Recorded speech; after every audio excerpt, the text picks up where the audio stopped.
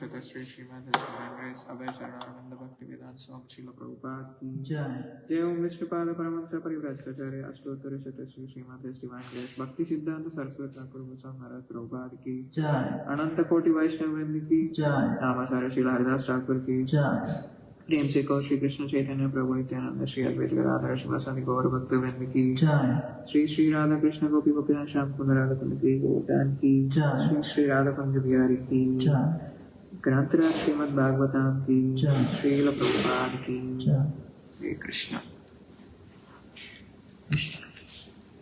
Hare Krishna welcome to Devaswami मंदिर ISKCON Detroit Shrimad Bhagavatam class.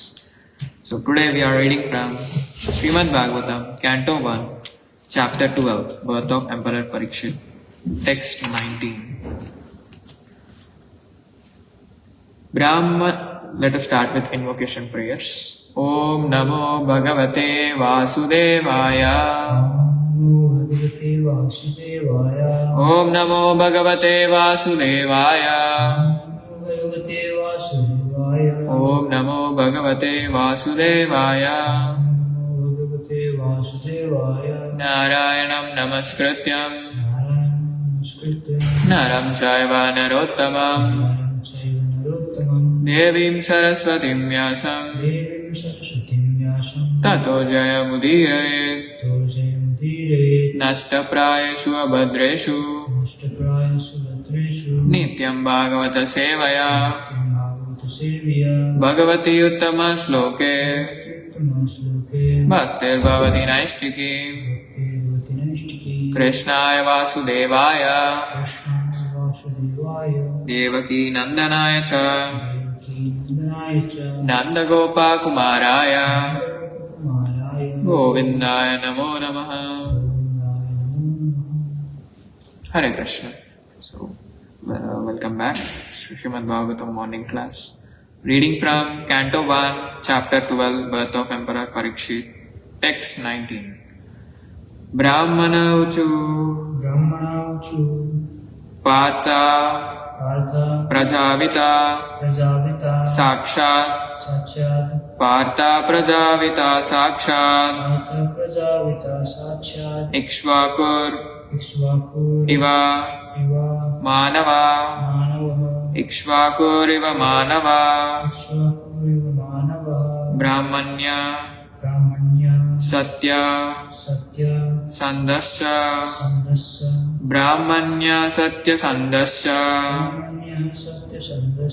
Ramo Dasarathe Yata Ramo Dasarathe Yata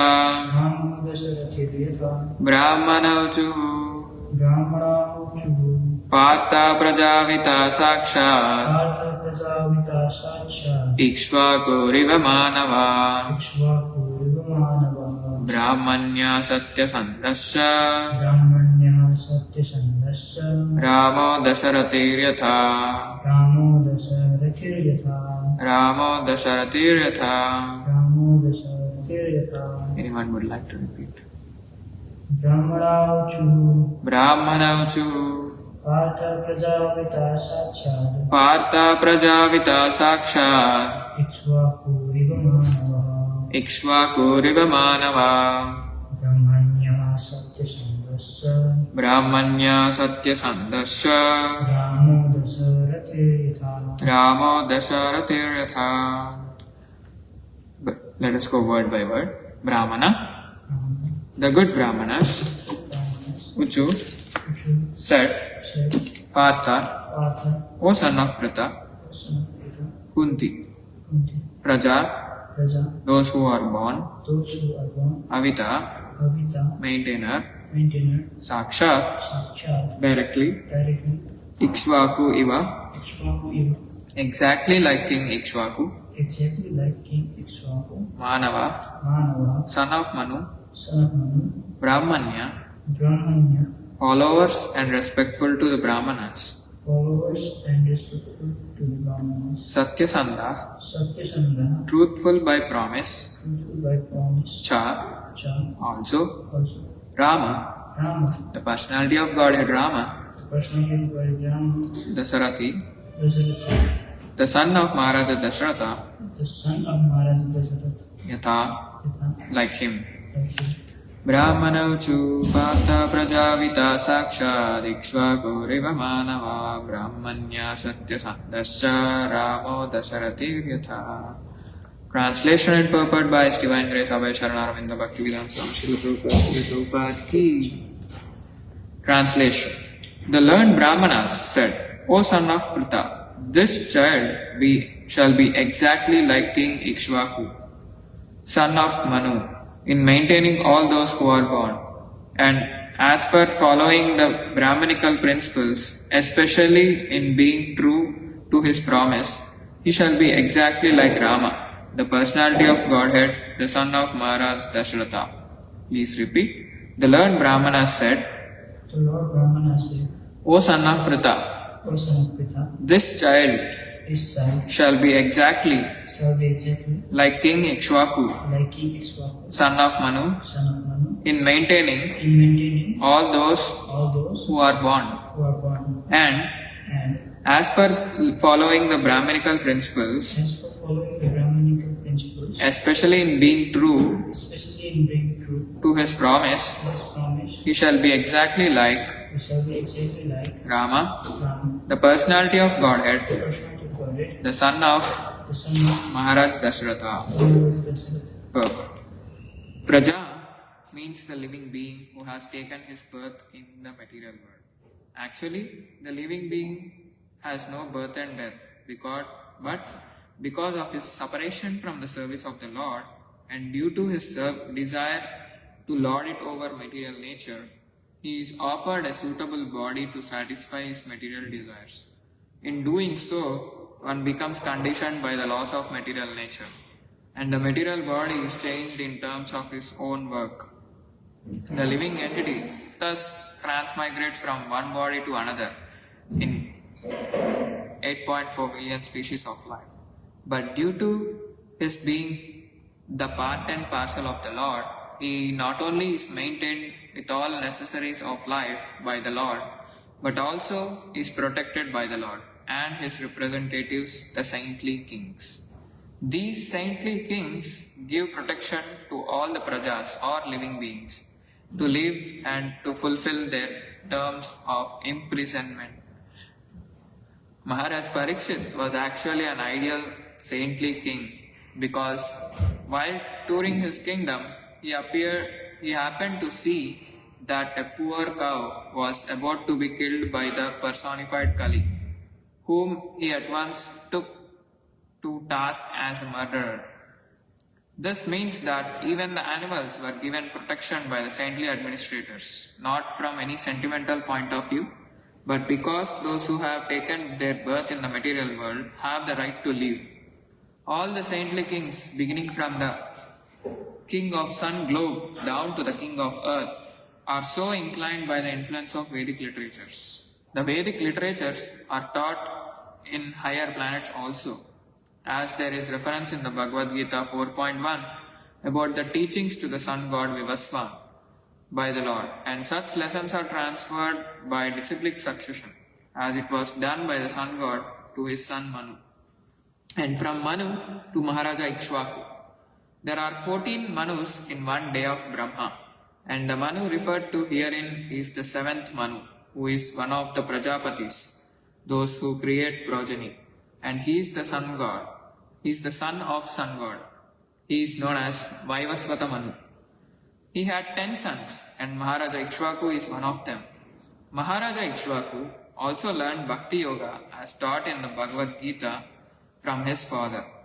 Manu, who got it from his father, the sun god, later on the teaching of the Bhagavad Gita came down by disciplic succession from Maharaja Ikshvaku, but in course of time, the chain was broken by unscrupulous persons, and therefore it again had to be taught to Arjuna on the battlefield of Kurukshetra.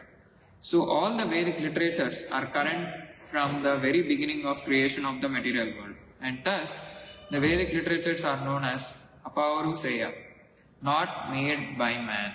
The Vedic knowledge was spoken by the Lord, and the first heard by Brahma, the first created living being within the universe.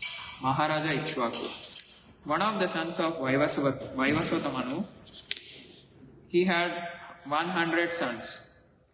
He prohibited meat eating. His son Sasada became the next king after his death, Manu.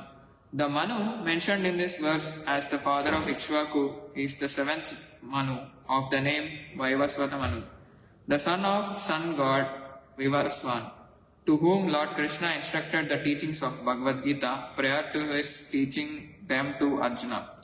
Mankind is the descendant of Manu. This Vaivasvata Manu had 10 sons named Ikshvaku, Nabhaga, Drishta, Saryati, Narisyanta, Nabhaga, Dishta, Karusa, Prasadra, and Vasuman. The Lord's incarnation, Matsya, the gigantic fish, was advented during the beginning of Vaivasvata Manu's reign. He learned the principles of Bhagavad Gita from his father, Vivaswan, the sun god, and he instructed the same to his son Maharaja Ikshvaku. In the beginning of Treta Yuga, the sun god instructed devotional service to Manu, and Manu, in his turn, instructed it to Ikshvaku for the welfare of the whole human society. Lord Rama, the Supreme Personality of Godhead, incarnated himself as Sri Rama, accepting the sonhood of his pure devotee Maharaj Dashratha, the king of Ayodhya. Lord Rama descended along with his plenary portions, and all of them appeared as his younger brothers. In the month of Chaitra, on the 9th day of growing moon in the Treta Yuga, the Lord appeared as usual to establish the principles of religion and to annihilate the disturbing elements. When he was just a young boy, he helped the great sage Vishwamitra by killing Sbahu and striking Maricha, the she-demon who was disturbing the sages in their daily discharge of duties. The Brahmanas and Kshatriyas are meant to cooperate for the welfare of the mass of people. The Brahmana sages endeavor to enlighten the people by perfect knowledge, and the Kshatriyas are meant for their protection. Lord Ramachandra is the ideal king for maintaining and protecting the highest culture of humanity, known as Brahmanya Dharma. The Lord is specifically the protector of the cows and the Brahmanas, and hence he enhances the prosperity of the world. He rewarded the administrative demigods by effective weapons to conquer the demons through the agency of Vishwamitra. He was present in the bow sacrifice of King Janaka, and by breaking the invincible bow of Shiva, he married Sita Devi, daughter of Maharaja Janaka.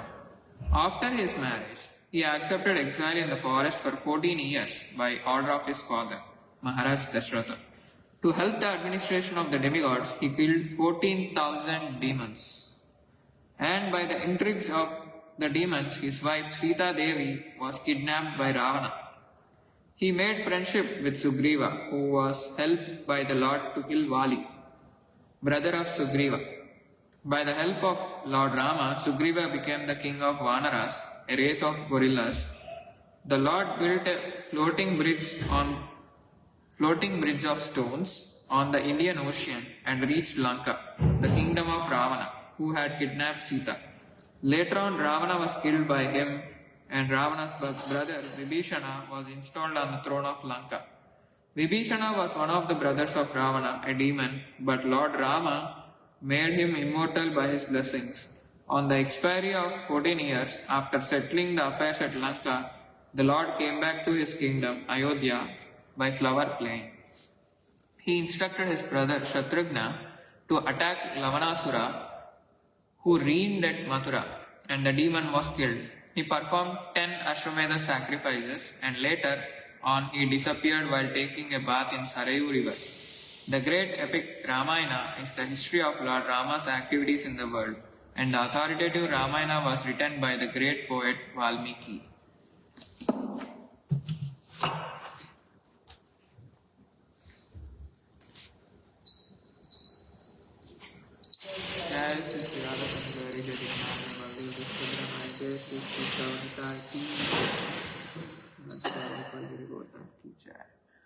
Om Ajnanatimirandasya Jnananjanashalakaya Chakshurunmilitam Yena Tasmai Shri Gurave Namaha Shri Chaitanya Manobishtam Sthapitam Yena Bhutale Swayam Rupa Kadam Mahyam Dadati Swapadantikam Vandeham Shri Gurum Shri Yuta Padakamalam Shri Gurun Vaishnavamscha Shri Rupam Sagrajatam Sagana Raghunatanvitam Tam Sajivam Sadvaitam Savadutam Parijana Saitam Krishna Chaitanya Devam Shri Radha Krishna Padam Sagana Lalita Shri Vishakanvitamscha He Krishna Karuna Sindhu Deenabandho Jagatpate Gopesha Gopika Kanta Radha Kanta Namostute Tapta Kanchana Gaurangi Radhe Vrindavaneshwari Vrishabhanu Sute Devi Pranamami Haripriye Vancha Kalpatarubhyascha Kripa Sindhubhyaiva cha Patitanam Pavanebhyo Vaishnavebhyo Namo Namah Namo Vishnu Padaya Krishna Presthaya Bhutale Srimate Bhaktivedanta Swami Niti Namine Namaste Saraswate Deve Gauravani Pracharine Nirvisesha Shunyavadi Paschatya Deshatarine Jai Shri Krishna Chaitanya Prabhu Nityananda Shri Advaita Gadadhara Shivasadi Gaura Bhakta Vrinda Hare Krishna Krishna Krishna Hare Hare Hare Rama Rama Rama Hare Hare.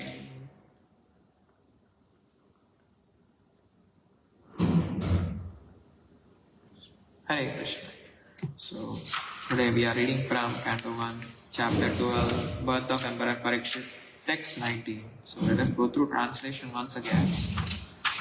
So, the learned Brahmanas said, O son of Pritha, this child shall be exactly like King Ikshvaku, son of Manu, in maintaining all those who are born, and as are following the Brahmanical principles, especially in being true to his promise. He shall be exactly like Rama, the personality of Godhead, the son of Maharaj Dashratha. So in last class we have seen how the Yudhishthir Maharaj, the good king Yudhishthir Maharaj inquired, O great souls, he was inquiring Brahmanas. So, O great souls, will he become as saintly a king, as pious in his very name and as famous and glorified in his achievements as others who appeared in this great loyal family? So he was just curious to know the future of Maharaj Parikshit from the Brahmanas. So here Brahmanas are replying today. So they reply today we're gonna see in this text. So we know, like, we are in this Canto 1 and this is a chapter where the birth of Maharaj Parikshit is being celebrated. After the child is born, learned Brahmanas and scholars examine him and begin predicting his qualities. And in previous verses, they compared him to great personalities. And in today's verse, they compare Parikshit Maharaj to King Ikshvaku and Lord Ramachandra, which is this comparison is extremely significant. And the main incident happening over in this scene is like the Pandavas who have suffered from war and have lost their sons, and the destruction of Kuru dynasty was happened. Now the only hope of them is reborn in the form of Maharaj Parikshit. So the Brahmanas are not flattering. They are speaking based on Vedic knowledge and spiritual vision. So, why this verse is important is because this verse teaches us what is the real kingship, what is the ideal leadership, and what does it mean to protect citizens, and why is protection of cows and Brahmanas essential, and what is the importance of truthfulness. So today we're gonna discuss this under 3 main sections. So the first section is like Prajavita, the ideal protector like King Ikshvaku.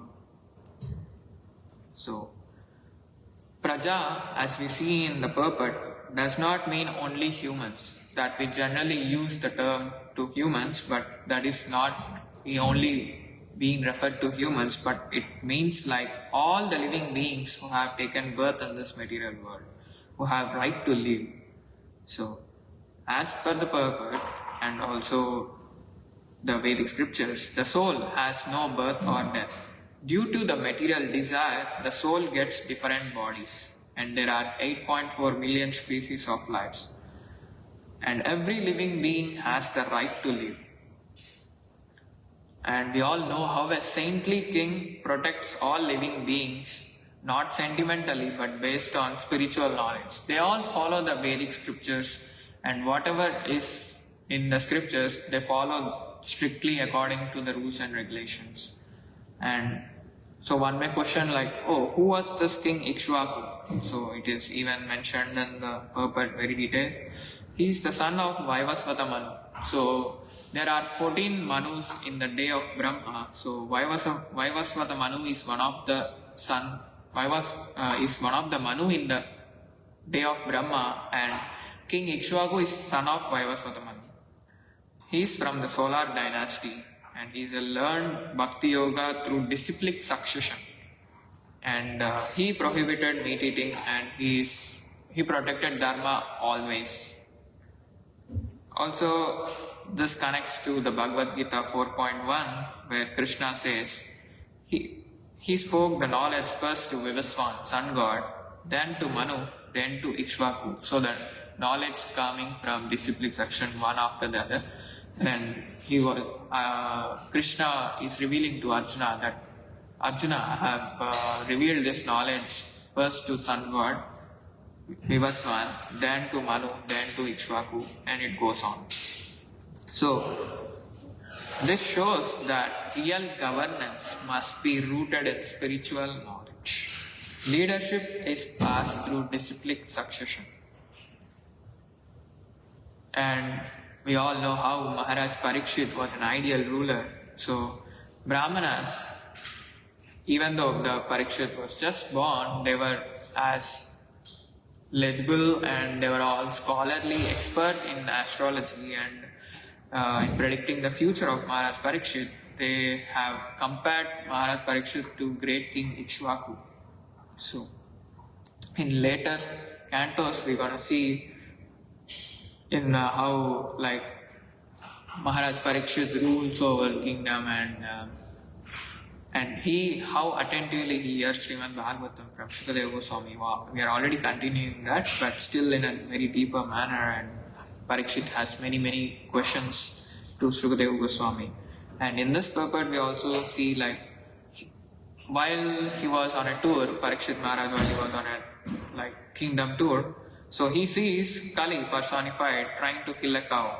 So he immediately tries to punish the Kali personified. So this resembles how he protects the cow and bull, which are symbolic of dharma in our present society. So we see how in the present society how the animal slaughtering is going on, and it's getting worse and worse day by day. But this verse shows how Parikshit Maharaj shows real administration should protect the weak also. Not only the humans, not only the high class people or middle class people, but every living being has been provided the right to live in this material world. Even animals are under king's protection. So an ideal king or a saintly king is just like a father for the whole kingdom. So he is a representative of God, and he tries to take care of all the citizens and all the living creatures in that kingdom, as well as he also protects them, and he gives all the necessities, whatever is required and whatever is required for the sustenance of the living beings. So he is like a father who protects every child, not only the strong child, but not only the profitable side, but even the weakest one is being protected by the saintly king. So, next comes is like Brahmanya, protector of Brahminical culture.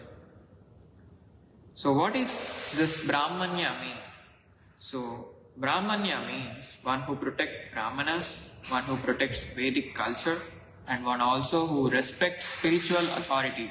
This is a main aspect because many kings that we have seen in the Shrimadbhagavatam, and we are coming to see, we're going to see many saintly kings in the upcoming cantos and upcoming chapters, how well they have ruled their kingdom and how prosperous the kingdom was. And even we saw the example of King Yudhishthir Maharaj. He was the religion personified and the son of Yamadharmaraj. So how wonderful could that be for the citizens of Hastinapur? And also we have seen in the last chapter how Lord Sri Krishna has ruled the Dwaraka, and how we can't even imagine how opulent and how blissful the Dwarkavasis are. So Brahmanas actually represent knowledge, truth, spiritual guidance and dharma. So we cannot even expect a society, a peaceful society without Brahmanas, because without Brahmanas, society becomes materially advanced but spiritually bankrupt.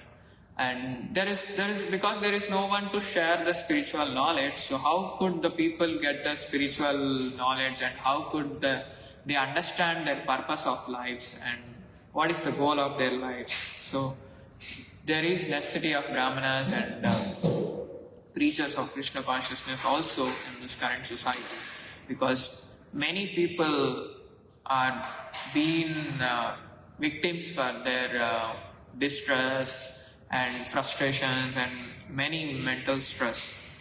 And also many people don't take to this process very seriously, but it's very important that we take to this process very seriously. And this is not that hard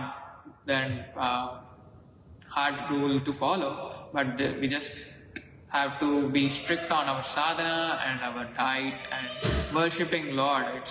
It's obviously like once you start slowly following the process, you will slowly develop the love and taste for the service, chanting and everything. And the purport mentions the cooperation between a Brahmana and a Kshatriya. So,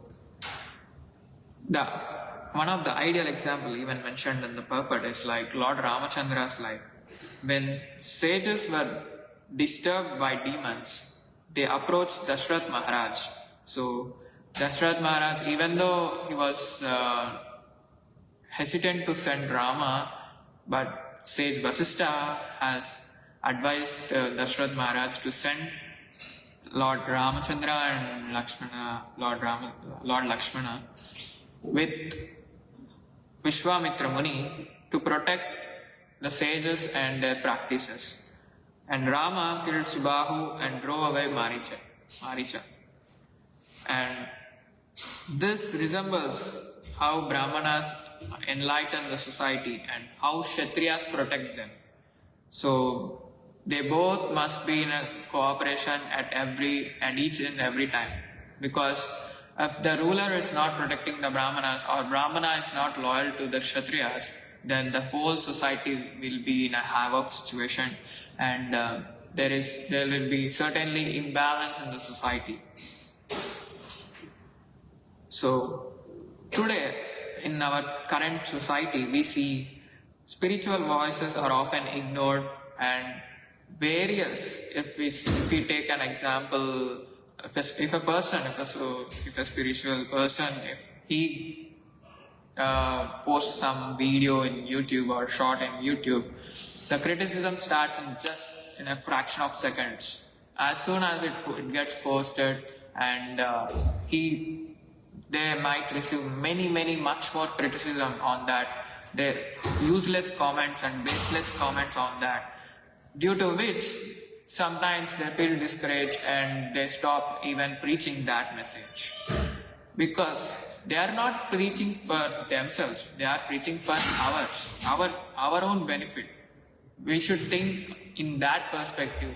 So why they are saying, okay, we don't advise to follow blindly. You can go through the scriptures and validate the information that you get from the social media or wherever you get the information. You can validate through the scriptures, and if the scriptures also says the same, then you have to accept it and try to follow it accordingly. And nowadays leaders don't consult saintly persons, and they make their own decisions and act according to their sense gratification. And in today's society, economic growth is prioritized over dharma, which results in anxiety, ecological crisis, and violence. And the last section for today is like Satya Sandha, truthful like Lord Ramachandra. It is amazing that in this single purport, the whole Ramayana is being described, and it was the glory of Srila Prabhupada. It's the mercy of Srila Prabhupada that we got Shrimadbhagavatam, and we are able to relish it in the English language daily. So I was astonished to read Ramayana in just a para. It's been covered, the whole essence of Ramayana, and each and every small instinct also has been covered. So it's very interesting, and it's even gives an overview in just few minutes. So Lord Ramachandra, as an ideal truthfulness, he accepted exile for 14 years upon the instruction or upon the order of his father Maharaj Dashrath. He's the supreme personality of Godhead. He could have refused it. He could have argued. He could have taken the throne by force. Even Dashratha was willing to give his throne to Lord Ramachandra. He was requesting Lord Ramachandra, but he said, Father, I will follow your instruction, and whatever is your order, I will try to follow that. I will take the exile. I have no interest in ruling the kingdom upon even following your order. Your order is much more important than ruling the kingdom. So he has chosen the truth. Even when unjustly treated, he upheld dharma. Even we see in the case of Maharaj Yudhishthira, how he upheld the dharma in all the circumstances. Even they were put into many miseries by Kauravas, but still he did not leave his dharma. So why truthfulness is essential? So without truth, even in our day-to-day life, if we are not truthful to our friends or relatives or something, it promises the break of the relationships, and the families will collapse and governments fail. As we see many recent examples, how the governments are failing to to administer the society without truthfulness. And trust, there is no question of trust. Where there is no truthfulness, there is no trust. And truth builds the stability, faith, and respect, which is the most significant in the relationships and in everything. The truth is the most ideal, important feature. So here Lord Ramachandra's qualities are highlighted. He is the protector of cows and brahmanas. Also we see one of the names of Krishna is Govinda. He is the protector of senses, and he is the protector of cows. And Lord Ramachandra, he is an ideal son, he is an ideal husband, he is an ideal king. And we also see in the purport how he performed Ashwamedha sacrifices and also ruled Ayodhya perfectly in a well-equipped manner, as if the Ayodhya is like Ayodhya Dham in spiritual planet. He ruled the Ayodhya kingdom that equal to the spiritual planet. And how wonderful is the Ayodhya Vasis. Just under the reign of Supreme Personality of Godhead, they were there in this, even though they were in material world, they were it's just like the spiritual world. It's not less than a spiritual world for them. So this is why like King Parikshit is being compared to Lord Ramachandra. And these two saintly kings like King Ikshvaku and King Lord Ramachandra, so they were the perfect examples even for today's society, and many saintly kings have taken inspiration and this soul association from them through their scriptures like Ramayana, Itihasas and Shrimadbhagavatam. Many saintly kings have ruled their kingdom peacefully in a smooth manner. So the leaders who are in this current society who can take up this process are well administered in their ruling, as well as they know what to do and what not to do and how to deal with the crisis situations. So truth is just like the foundation. We all know how a foundation is very important for a huge building. How much ever huge you construct, if the foundation has some defect or if foundation is weak or it has some cracks, the entire structure collapses in just few days or few months, because it doesn't have that stability in the bottom. It doesn't have that strong foundation in the bottom. So similarly, if truth collapses, the entire society collapses. So I would like to conclude today's verse by saying a few points. Like the Brahmanas predict that Parikshit Maharaj will be Prajavita, protector of all living beings, Brahmanya, supporter of spiritual culture, Satyasandha, truthful like Lord Ramachandra. So this is the ideal blueprint of true leadership. How a true leader has to be can be taken from this. It's not about economic power or some military dominance or political manipulation. It's just about protection, dharma and truth. And some of the key takeaways in the today's verse is like real leadership protects all life. Not only humans, cows, animals, environment, everything. Each and everything is being covered. Society must be guided by spiritual wisdom. Brahmanical culture is essential for peace. Truthfulness is non-negotiable. Without truth, no system survives. And Vedic knowledge is eternal. If it descends through the disciplic succession coming directly from the Lord.